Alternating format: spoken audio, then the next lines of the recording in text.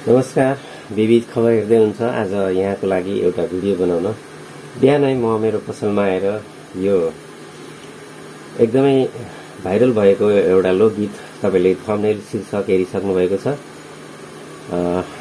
मिरमिरे साइली यो गीतलाई बजाउन एकदम सजिलो पनि छ र यो चलन चल्तीमा एकदमै परिचित भइसकेको गीत तपाईलाई पनि बजाउन मन लाग्छ। काहीँ गायन वाद्यवादनमा सहभागी भएर रमाइलो गर्ने अवसरमा तपाईले पनि जानेको यो एउटा सिप प्रयोग गरेर मनोरञ्जन लिन दिन सक्नुहुने भएकोले तपाईलाई सिक्दै गर्नुभएका साथीहरूको लागि चाहिँ एकदमै सहयोगी हुन्छ भनेर यो गीत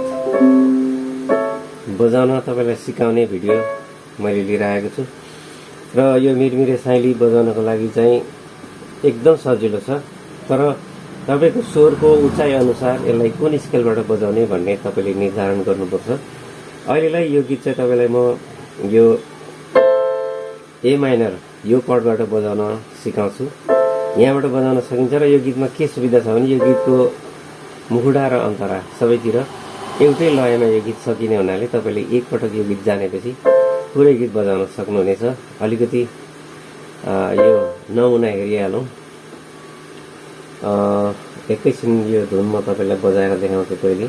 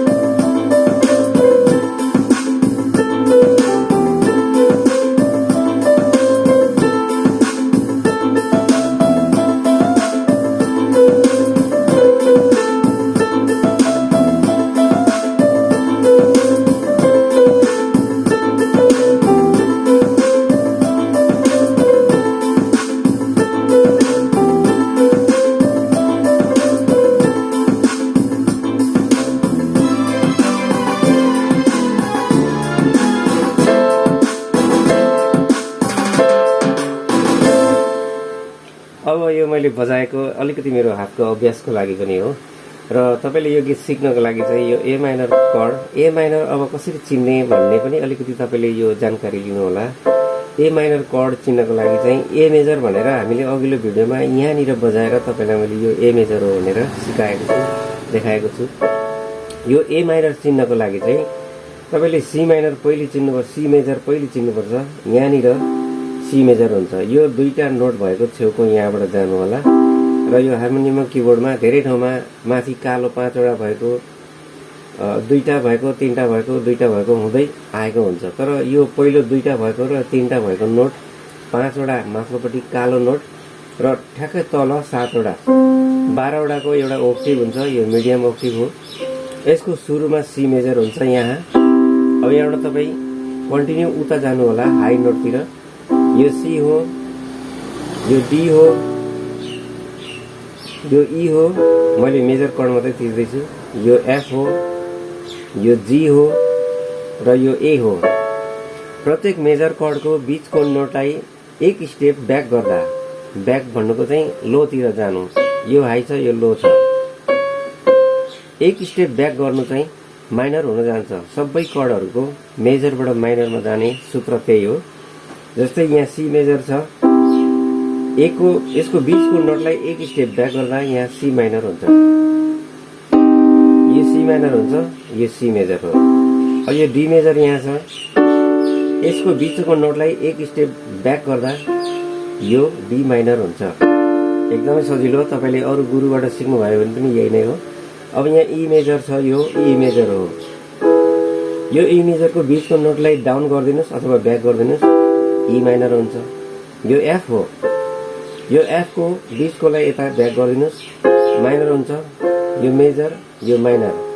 अब जी पनि त्यही हो, यो जी मेजर एक स्टेप ब्याक गर्नुस् बीचकोलाई, यो जी माइनर हुन्छ, यो जी मेजर।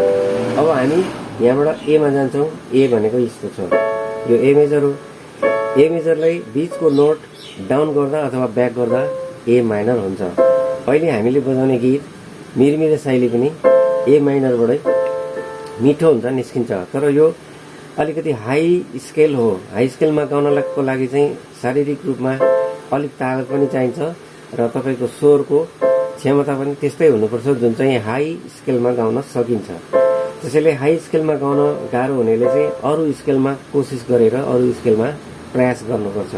तर यो गीतको चाहिँ ओरिजिनल पनि जुन रेकर्ड भएको गीत छ त्यसलाई मैले सँगै जाँचेर हेर्दा यो ए माइनरमा गाइएको बजाइएको छ। त्यसैले यो यसरी नै तपाईले गाउनु भयो भने, बजाउनु भयो भने यो अलिकति मिलेको जस्तो अनुभव हुन्छ। मिल्न चाहिँ अरूमा पनि मिल्छ। अब बजाउन सिकौं। तीनटा मध्ये एउटा नोटबाट यो गीतको लय सुरु हुन्छ। मैले अगाडिको भिडियोहरुमा पनि भनेको छु, कुनै पनि गीतको लयको पहिलो स्वर यो तीनटा मध्ये एउटाबाट सुरु भएको हुन्छ। यो तपाईले चिन्नुपर्छ। कहाँ मिले जस्तो लाग्छ त्यहाँबाट तपाईले उठान गरेर कोसिस गर्ने हो। यहाँबाट मिल्यो। अब ध्यान दिनुपर्ने कुरा मैले यो फेरि पनि भन्छु, तपाईले बाजा नबजाएको बेला तपाई सुसेल जान्नुहुन्छ, तपाईलाई सुसेला मार्न आउँछ अथवा सुसेलेर पनि गीत गाइन्छ। त्यो कुरामा तपाई एकदमै सफल हुनुहुन्छ, पोख्त हुनुहुन्छ, जान्नुहुन्छ। कुनै पनि गीत जस्ताको जस्तै सुसेल्न सक्नुहुन्छ नि बजाउन पनि तपाई सक्नुहुन्छ, किनभने तपाईको दिमागले त्यो गीतलाई ठिकसँग मस्तिष्कमा राखेको छ र त्यसलाई सुसेलेर व्यक्त गर्नुहुन्छ जुन ठिकसँग आउँछ। त्यसैले बजाउनु पनि त्यस्तै हो। बजाउनको लागि पनि तपाईले ठिकसँग गीत सुन्नुभएको छ भने ठिकसँग बजाउन वा गाउन सक्नुहुन्छ। अब तीनटा मध्ये एउटा नोटबाट यो गीत सुरु भएको छ।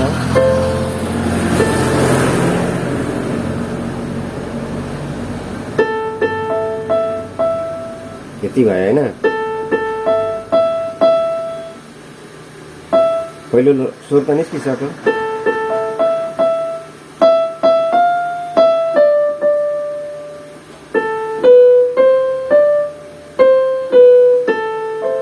यति गरेर फेरि हात स्केलमा राख्ने।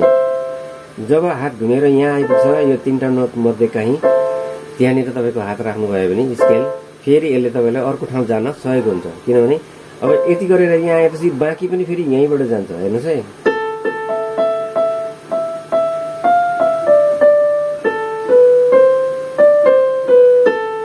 यहाँ आयो।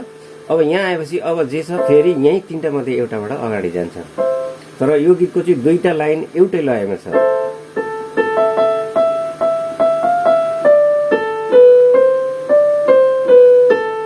एक लाइन पनि यो छ र दोस्रो लाइन पनि यस्तै छ।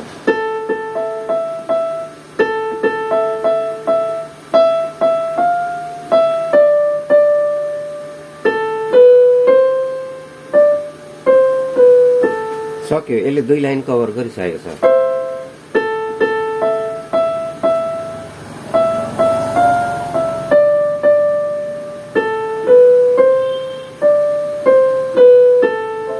यदि हार्मोनियमको लयमा सुन्न चाहनुहुन्छ, तपाईँ हार्मोनियम बजाउँदै सिक्दै हुनुहुन्छ भने तपाईको हार्मोनियममा यसको आवाज मिल्न सक्छ। म तपाईलाई हार्मोनियमको लयबाट सुनाउँछु। ए मेजर,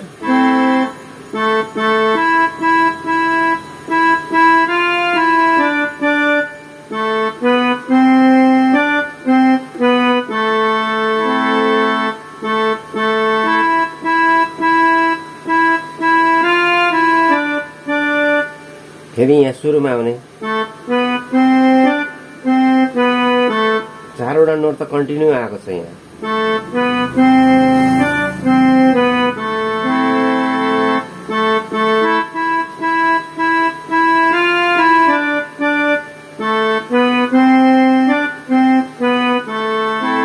माथिको दुई लाइन भइसक्यो गीतको पहिलो। अब बाँसको लिङ्गो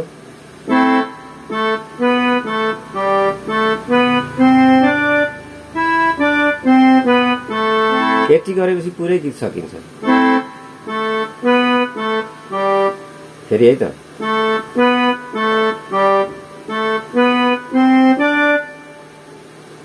सुरुबाट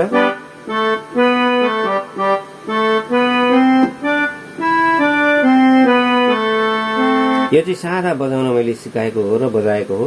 यसमा कला बुट्टा भर्ने चाहिँ औँला खेलाएर चलाएर आफूले यसलाई रसिलो मिठो सुन्दर बनाउनु पर्छ।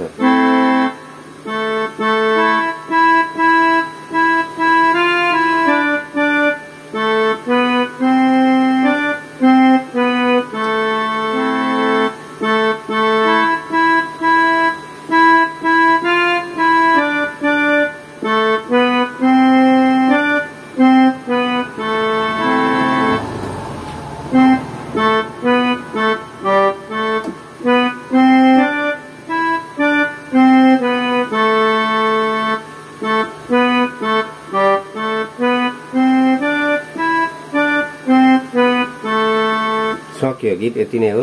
तपाईले यही हेरेर पटक पटक दोहोर्याएर यो भिडियो डाउनलोड गरेर वा तपाईले आफ्नो साधनमा त्यहीँबाट दोहोर्याएर हेरेर पनि सिक्न सक्नुहुनेछ।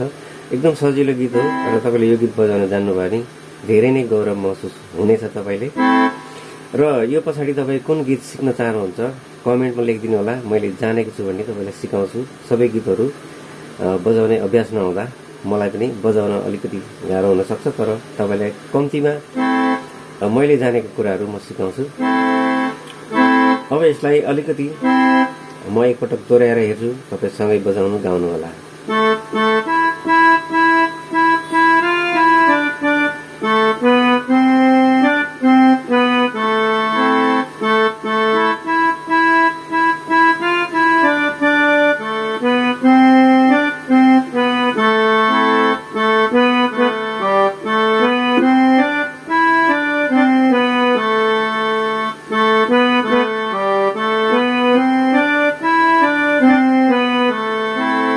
कला भर्ने भनेको चाहिँ यसलाई खेलाउनु भनेको चाहिँ यहाँ मैले के गरिरहेको छु एकचोटि ध्यान दिनुहोस् है।